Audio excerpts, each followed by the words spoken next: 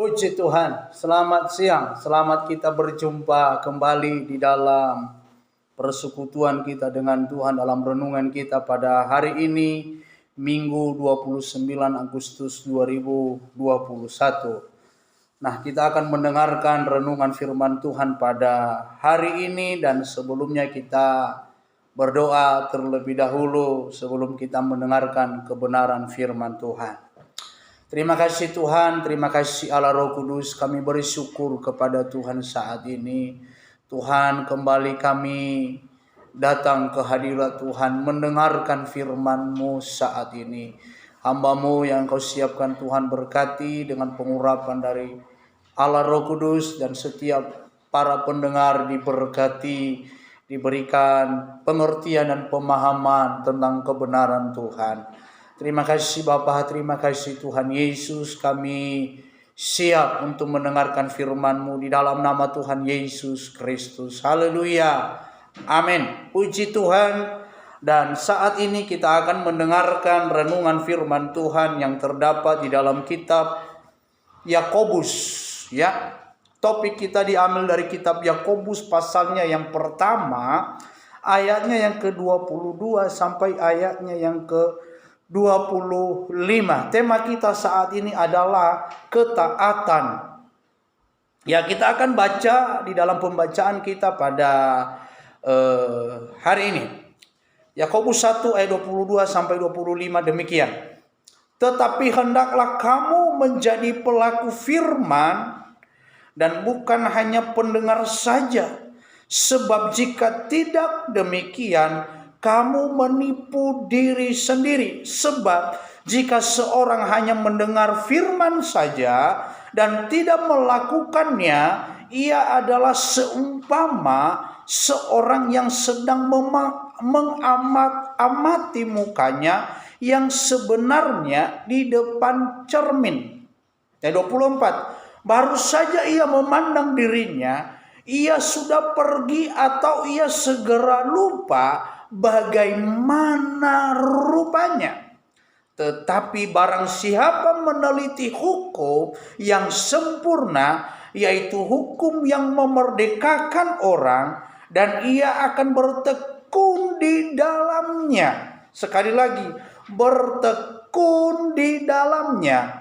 Jadi bukan hanya mendengar untuk melupakannya, tetapi sungguh-sungguh melakukannya, ia akan berbahagia oleh perbuatannya. Sekali lagi, ia akan berbahagia oleh perbuatannya. Nah, puji Tuhan, tema kita adalah ketaatan kepada Tuhan. Ketaatan adalah suatu kesungguhan, niat hati melakukan setiap kehendak Tuhan. Dari ayat yang kita baca tadi, bukan hanya pendengar tetapi menjadi pelaku. Atau bisa saya katakan bukan hanya kita mengucapkan tetapi ada tindakan yang kita lakukan. Seperti di dalam Yohanes 14 ayat 15 katakan, jikalau kamu mengasihi aku, kamu akan menuruti segala perintahku. Nah, ini dia. Nah, mari kita belajar sebagai jemaat Tuhan, orang percaya, taat dan mengerti akibatnya jika kita taat kepadanya. Ya, mari kita belajar untuk taat dan mengerti apa akibatnya jika kita taat kepada Yesus, kepada Tuhan. Nah, sebagai orang percaya kita harus selalu taat kepada Tuhan, ya. Harus taat kepada Tuhan dan kepada firman-Nya yang tertulis di dalam Alkitab. Namun yang menjadi persoalannya adalah berapa persen orang percaya yang taat kepada Tuhan. Nah ini. Tapi saya mau katakan kepada kita sebagai orang percaya, marilah kita menjadi orang yang taat kepada Tuhan. Kita akan mempelajari di dalam Alkitab ini contoh-contoh tentang ketaatan yang negatif, ya, supaya kita jangan jatuh pada kesalahan yang sama. Sebaliknya kita dapat taat kepada Tuhan dengan sungguh-sungguh, ya. Dengan sungguh-sungguh. Yang pertama, kita akan melihat seorang tokoh di dalam Alkitab yang ketaatannya tidak sepenuhnya, tidak sungguh-sungguh. Yang pertama adalah ketaatan akan, ya. Yang tertulis di dalam Yosua pasal 7 ayat 16 sampai 21, dia berkata, keesokan harinya bangunlah Yosua pagi-pagi, lalu menyuruh orang Israel tampil ke muka suku demi suku. Maka didapatilah suku Yehuda. Ketika disuruhnya tampil ke muka kaum-kaum Yehuda, maka didapatinya lah kaum Zerah. Ketika disuruhnya tampil ke muka kaum Zerah, seorang demi seorang, maka didapatilah Zabdi. Nah, ini dia. Ketika disuruhnya keluarga orang itu tampil ke muka seorang demi seorang, maka didapatilah Akan bin Karmi bin Zabdi bin Zerah dari suku Yehuda. Begitu jelas silsilahnya. Berkatalah Yosua kepada Akan. Nah, ini dia. Anakku, hormatilah Tuhan Allah Israel dan mengakulah di hadapannya. Katakanlah kepadaku apa yang kau perbuat. Ini kata Yosua. Jangan sembunyikan kepadaku. Lalu Akan menjawab Yosua, katanya, benar, akulah yang berbuat dosa terhadap Tuhan Allah Israel. Sebab beginilah perbuatanku. Aku melihat di antara barang-barang jarahan itu jubah yang indah buatan Sinear dan 200 sikal perak dan sebatang emas yang 50 sikal beratnya. Aku mengingininya, maka ku ambil. Semuanya itu disembunyikan di dalam kemahku, dalam tanah, dan perak itu di bawah sekali. Nah, ini perbuatan Akan ini sungguh baik. Dia orang yang taat kepada Tuhan, ya. Dia adalah orang yang sungguh-sungguh di dalam Tuhan. Tetapi kita melihat di sini, Akan ini adalah sebuah contoh ketaatan seorang pengikut Tuhan yang amat rapuh, mudah tergoda dengan keadaan, situasi, kondisi yang sedang terjadi. Seperti yang dia lihat, dari apa yang dia lihat itu ada barang-barang yang baik. Bahkan dikatakan jarahan itu dikhususkan bagi Tuhan, tetapi timbul niat tidak baik di dalam hatinya, sehingga timbul niat untuk mengambil. Nah, Akan ini dia terpengaruh dengan hal itu. Dia tergoda dengan dunia itu. Nah, percayanya, ketaatannya kepada Tuhan hanya sementara, ya. Untuk sementara waktu ia memang bisa taat, tetapi setelah ia melihat harta, hatinya tergoda. Ia mengingini barang-barang yang telah dikhususkan bagi Tuhan. Akhirnya akan binasa. Ya, kalau kita baca ayat selanjutnya, dalam ketidaktaatannya pada Tuhan. Luar biasa. Ya, kita baca di dalam Ulangan 14 ayat 22 sampai 23. Tapi kita baca lebih dahulu Matius 23. Dia berkata begini, celakalah kamu hai ahli-ahli Taurat dan orang-orang Farisi, hai kamu orang-orang munafik, sebab persepuluhan dari kasih, dari selasi, adas manis dan jintan kamu bayar, tetapi yang terpenting dalam hukum Taurat kamu abaikan, yaitu keadilan dan belas kasihan dan kesetiaan. Yang satu harus dilakukan dan yang lain jangan diabaikan. Nah, ini sesuatu hal yang bertolak belakang yang dilakukan oleh Akan. Yang lain dia lakukan, yang satu. Nah, karena dia manusia. Tapi harusnya ketaatan itu tidak melihat dia seperti apa. Taat, ya tetap taat. Ya, kita baca Ulangan 14 ayat 22 dan sampai 23. Haruslah engkau benar-benar mempersembahkan persepuluh dari seluruh hasil benih yang tumbuh di ladangmu, tahun demi tahun di hadapan Tuhan Allahmu, di tempat yang akan dipilihnya untuk membuat namanya diam di sana. Haruslah engkau memakan persembahan persepuluhan dari gandummu, dari anggurmu dan minyakmu, ataupun dari anak-anak sulung lembu sapimu dan kambing dombamu, supaya engkau, apa di situ dikatakan? Supaya engkau belajar untuk selalu takut akan Tuhan Allahmu. Nah, ini luar biasa. Supaya engkau takut akan Tuhan Allahmu. Tetapi akan tidak takut, ya, tergoda dengan harta kekayaan. Padahal itu sudah dikhususkan bagi Tuhan, yang bukan haknya diambil. Nah, ini sesuatu ketidaktaatan yang sangat, boleh saya katakan tadi awal, adalah rapuh. Ya, yang kedua, ketaatan Yunus. Yunus taat melakukan perintah Tuhan, tapi perhatikan ya, yang kedua adalah ketaatan Yunus. Kita baca dulu di dalam Yunus pasal 1 ayat 1 sampai 3. Datanglah firman Tuhan kepada Yunus bin Amitai demikian. Bangunlah, pergilah ke Niniwe, kota yang besar itu. Berserulah terhadap mereka, karena kejahatannya telah sampai kepadaku. Tetapi Yunus bersiap untuk melarikan diri ke Tarsis, jauh dari hadapan Tuhan. Ia pergi ke Yafo dan mendapat di sana sebuah kapal yang akan berangkat ke Tarsis. Ia membayar biaya perjalanannya, lalu naik kapal itu untuk berlayar bersama-sama dengan mereka ke Tarsis, jauh dari hadapan Tuhan.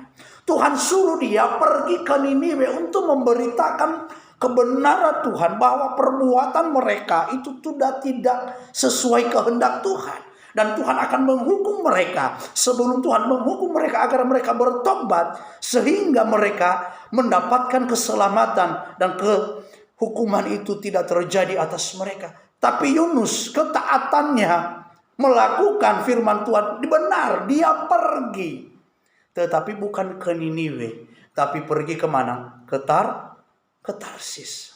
Nah, ketaatan Yunus menggambarkan ketaatan seorang percaya Tuhan yang setengah-setengah.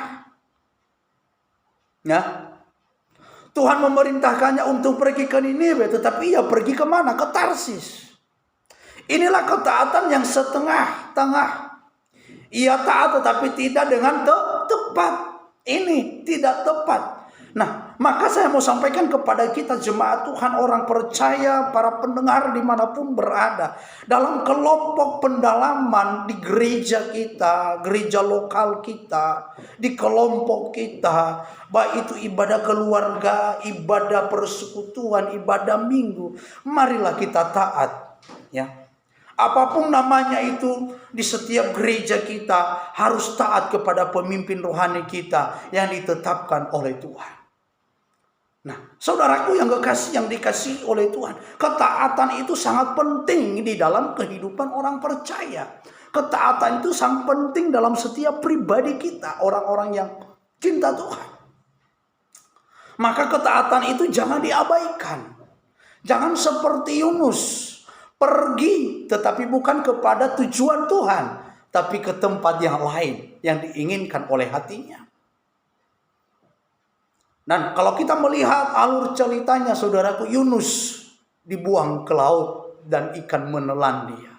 Setelah sudah begitu baru dia bertobat, baru pergi ke Niniwe. Tapi saya mau katakan kepada kita, jangan seperti Yunus, kena hukuman dulu baru mau melakukan. Kena hukuman dulu baru mau taat sama Tuhan, jangan. Sebelum itu mari kita taat, supaya hukuman itu terhindar. Amin.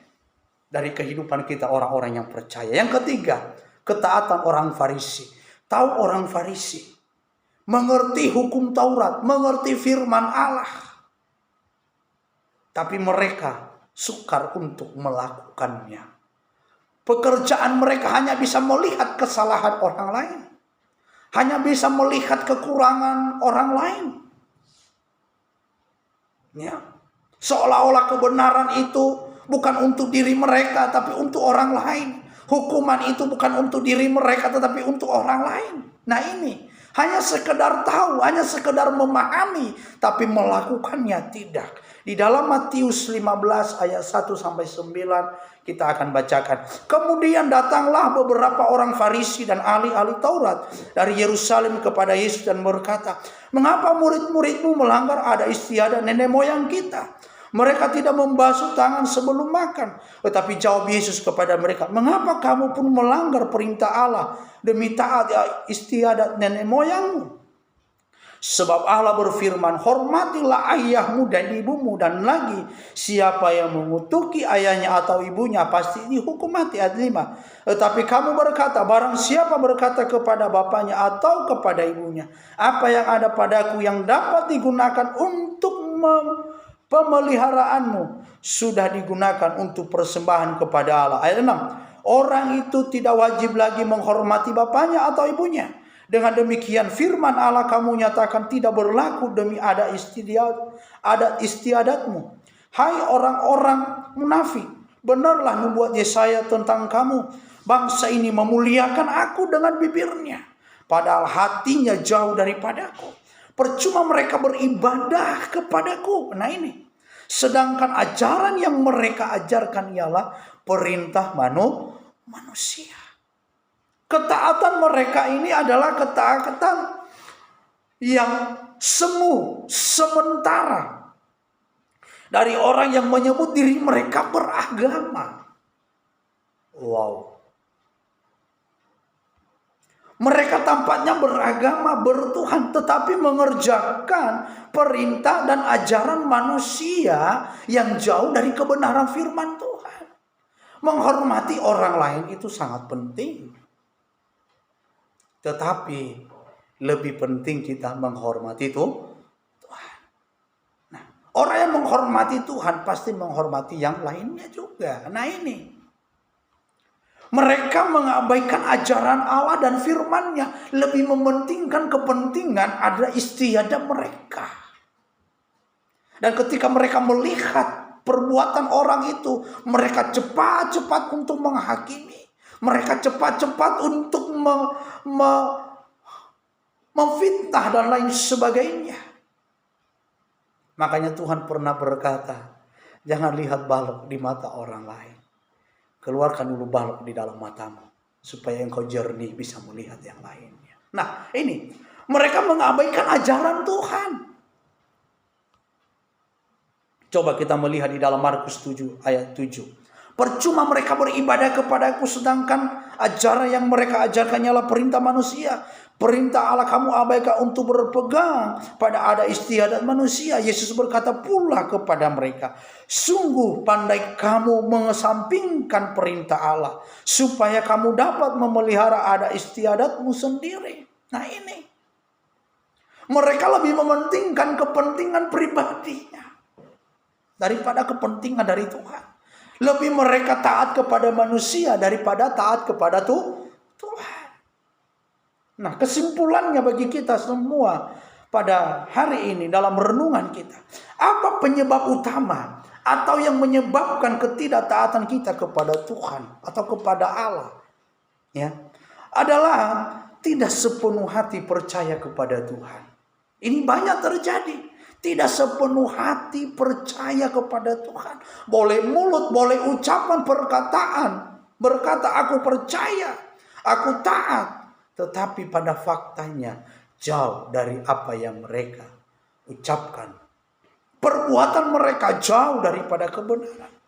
Ada banyak orang yang menyebut diri mereka mengasihi Allah, tapi tidak taat untuk melakukan perintah Tuhan. Kasih mereka kepada hanya dapat dibuktikan dengan mentaati perintah Tuhan. Nah ini, kita mengatakan aku taat kepada Tuhan, lakukanlah firman-Nya. Amin. 1 Yohanes 5 ayat yang ketiga dia berkata, sebab inilah kasih kepada Allah, yaitu bahwa kita menuruti perintah-perintahnya. Perintahnya itu tidak berat, ringan. Perintahnya itu tidak berat alias ringan. Nah, mari kita mengasihi Tuhan dengan mentaati semua perintahnya yang tertulis di dalam Alkitab. Ya. Coba kita baca di dalam Amsal 19:16. Dia berkata, siapa berpegang pada perintah memelihara nyawanya, tetapi siapa menghina firman akan mati. Ada akibatnya. 1 Yohanes 2:17. Dan dunia ini sedang lenyap dengan keinginannya, tapi orang yang melakukan kehendak Allah tetap hidup selama-lamanya. Kita mau pilih yang mana? Hidup di dalam Tuhan atau tidak? Ya. Tapi saya mau katakan ketiga hal ini akan Yunus dan orang Farisi. Biarlah ini menjadi pelajaran bagi kita agar kita lebih taat kepada Tuhan. Ya. Jangan seperti akan taat tetapi tergoda oleh harta duniawi. Yunus pergi melakukan perintah Allah tetapi bukan kepada tujuan Tuhan, tapi kepada keinginannya sendiri. Farisi lebih mementingkan ada istiadatnya daripada taat kepada Tuhan. Nah, perenungan kita di dalam Kisah Rasul pasal 5 ayat 29, dia berkata, tetapi Petrus dan rasul-rasul itu menjawab, katanya, kita harus lebih taat kepada Allah daripada kepada manusia. Tuhan Yesus memberkati semua jemaat Tuhan dan para pendengar dimanapun berada. Ya, Tuhan Yesus memberkati, kita berdoa. Terima kasih Tuhan, terima kasih, kami bersyukur kepadamu. Kami sudah mendengar firman-Mu, tanamkan di dalam hati kami. Dan jadikanlah kami menjadi pelaku-pelaku firman. Jadikan kami menjadi orang yang taat melakukan kehendak Tuhan. Jangan seperti Akan, jangan seperti Yunus, jangan seperti orang Farisi. Tetapi kami adalah orang percaya yang taat melakukan segala perintah Tuhan. Terima kasih Tuhan, terima kasih. Berkati umat-Mu, jemaat Tuhan, para pendengar dimanapun mereka berada. Pergumulan, persoalan, masalah mereka, Tuhan tolong mereka. Yang sakit sembuhkan, yang lemah dikuatkan, yang susah dihiburkan. Yang membutuhkan uluran tangan Tuhan, berkati mereka. Lepaskan mereka dari segala persoalan masalah kehidupan. Yang terikat dilepaskan Tuhan. Yang tidak ada jalan dibukakan jalan Tuhan. Yang membutuhkan pertolongan diberi pertolongan oleh Tuhan. Terima kasih Bapak, kami sudah dengar firman-Mu, tanamkan dalam hati kami. Dan jadikan kami menjadi orang-orang yang taat melakukan kehendak Tuhan. Dan kami memiliki kehidupan yang kekal bersama dengan Tuhan. Di dalam nama Tuhan Yesus, kami sudah mendengar firman-Mu. Haleluya. Mari angkat tanganmu, kita terima berkat dari Tuhan. Kekasih-kekasih Kristus, terimalah berkat dari Allah Bapa. Cinta, kasih sayang, anugerah dari Tuhan kita Yesus Kristus. Persekutuan yang manis yang dikerjakan oleh Allah Roh Kudus ada tinggal menyertai memberkati kita mulai dari saat ini bahkan sampai selama-lamanya. Terimalah berkat ini di dalam nama Tuhan Yesus Kristus. Serukan haleluya 3 kali. Haleluya, haleluya, haleluya. Dan berkata di dalam nama Tuhan Yesus Kristus. Amin. Selamat hari Minggu. Tuhan Yesus memberkati kita semua. Jemaat Tuhan, para pendengar dimanapun berada, tetap semangat di dalam mengikuti Tuhan. Tetap taat kepada Tuhan. Haleluya. Amin.